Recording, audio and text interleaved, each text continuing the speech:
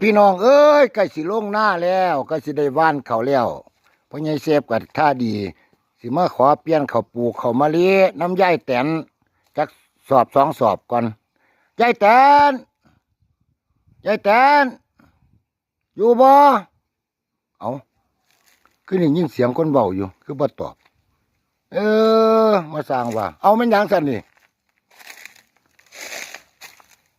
ใครรักมะม่วงจะถูก เออ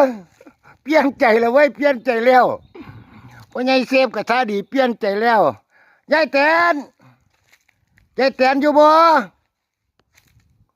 โอ้ยสิมาลักบักม่วง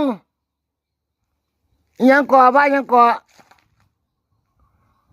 โอ้ซุมมาลักอันบักม่วงตั้งแต่ตีห้าก็มีโอ้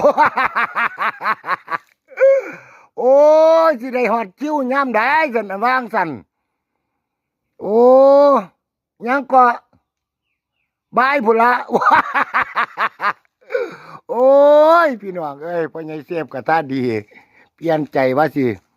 มาแลกข้าวปลูกมาเปลี่ยนข้าวปลูกเปลี่ยนใจแล้วครับน่ะสิมาลักบักม่วงพี่น้องสิมาลักบักม่วง โอ้